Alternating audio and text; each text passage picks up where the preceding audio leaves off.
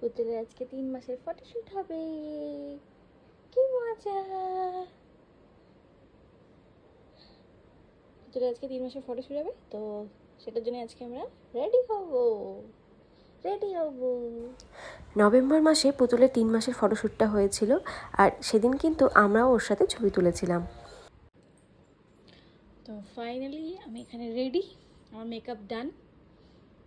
এবার শাড়িটা পরবো, দেন অফিস যাব। এতদিন পর আমি এই ভিডিওটা তোমাদের সাথে শেয়ার করছি, আর শেষে কিন্তু ওর এডিটেড ফটোগুলোও আমি শেয়ার করব। পুতুল হবার পর আমাদের সাথে ওর কোনো ছবিই ছিল না, তো আমরা ভেবেছিলাম 3 মাস যখন ওর বয়স, ওর সাথে একটা ফটোশ্যুট করব। সেদিনের প্রত্যেকটা ছবি কিন্তু বিক্রম তুলেছিল, আর সেদিন যেহেতু একটা মিটিংও ছিল, তাই টিমের প্রায় প্রত্যেকেই কিন্তু সেদিন সেখানে ছিল। ওর শ্যুটটা বিকেল থেকে শুরু হওয়ার কথা ছিল, কিন্তু আমাদের যেতে যেতে অনেকটাই লেট হয়ে গেছিল।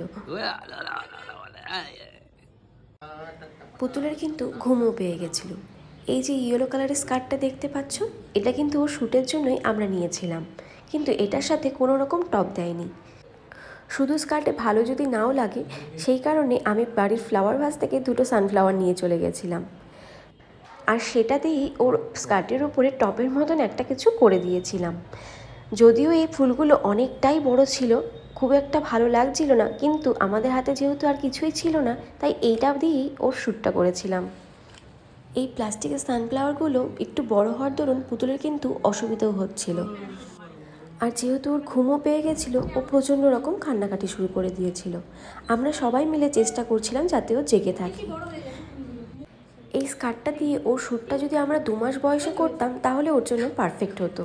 আর এটার সাথে কিন্তু একটা কিউট হেয়ার ব্যান্ডও দিয়েছিল। যেহেতু পুতুলের ড্রেসটা ইয়েলো কালার ছিল, তো আমরা ভেবেছিলাম ইয়েলো বা ব্ল্যাকের মধ্যেই আমরা কোনো একটা ড্রেস পরবো। কয়েকটা ফটো তোলার পর পুতুল কিন্তু আবার কান্নাকাটি শুরু করে দেয়। তারপর ওকে থামানোর জন্য আমি বলি যে কিছুক্ষণ বাদে ফটো তুলবো। সেদিন ওর ঘুমের জন্য মুডটা এতটাই খারাপ ছিল যে এমনি নর্মালি ও হাসছিল ঠিকই, কিন্তু যেই ক্যামেরা ওর সামনে আসছে, ও কিন্তু একদম হাসি থামিয়ে দিচ্ছে। সিঙ্গেল আগে ওকে নিয়ে কয়েকটা ফটোশ্যুট করার পর আমরা যখন 3জন মিলে ফটো তুলছিলাম, তখন হচ্ছিল মেন প্রবলেম। যেহেতু আমাদের হাইটের ডিফারেন্সটা অনেকটাই, তাই পুতুলকে নিয়ে যখন ছবি তুলছিলাম আমাদের খুব একটা ভালো লাগছিল না। আর এই ব্যাপারটা আমার আগে একদমই মাথাতে আসেনি যে যখন আমরা ফটো তুলবো তখন আমার জুতো নিয়ে গেলে ভালো হতো।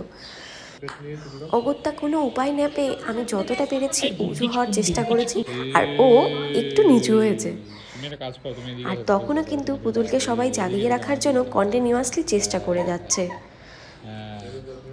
এই ফটোশ্যুটটা যদিও আমি জোর না করতাম তাহলে হয়তো হতোই না।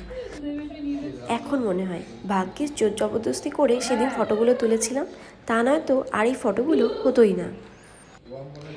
এত কিছু করেও কিন্তু শেষ পর্যন্ত পুতুলকে আমরা জাগিয়ে রাখতে পারিনি, ও কিন্তু ঘুমিয়ে পড়েছিল। ভেবেছিলাম সেদিন আর কোনো ফটোই তুলব না, পরে অন্য কোনো দিন আবার ফটো তোলা যাবে।